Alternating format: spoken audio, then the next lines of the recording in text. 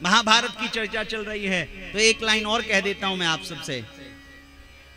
समाज में कुछ लोग ऐसे भी होंगे, जब कभी किसी के साथ खड़े होने की बात आए, जब कभी किसी के साथ खड़े होने की बात आए तो हमेशा सही व्यक्ति का चयन करिएगा और अपना हृदय गंवारता है कि धर्म क्या है और धर्म क्या है। हमें समझ में आ जाता है कि ये व्यक्ति सही है या ये व्यक्ति सही है, अपना दिल तो कह देता है। जब भी कभी खड़ा होना हो तो धर्म के साथ खड़े होइए। धर्म मतलब क्या? सत्य के साथ। और सत्य किसकी तरफ है ये आपको अच्छे से पता होता है।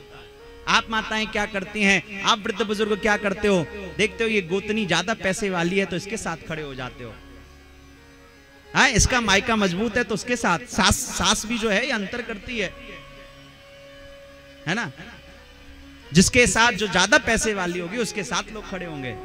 ऐसा कभी नहीं करिए, एक समान सबको देखिए, अन्यथा क्या होगा परिणाम मैं वह बता देता हूं।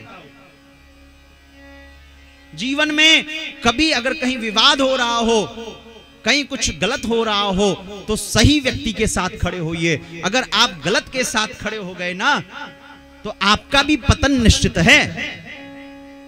अब उसका उदाहरण बताता हूं। महाभारत का कालखंड था, भीष्म पितामह धर्माचार्य, धर्म के धुरंधर, लेकिन किधर खड़े हुए? दुर्योधन की तरफ है। क्या गति हुई उनकी? 54 दिन बाणों की सैया पर लेटना पड़ा उनको।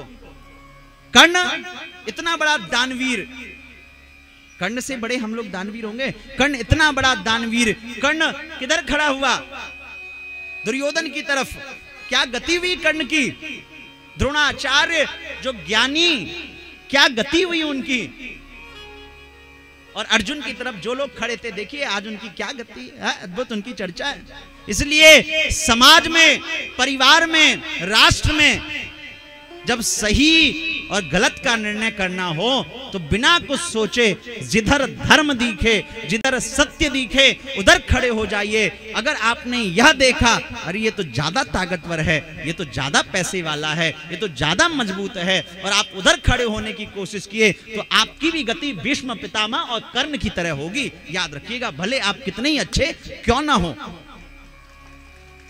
भले ही आप कितने अच्छे क्यों ना हो।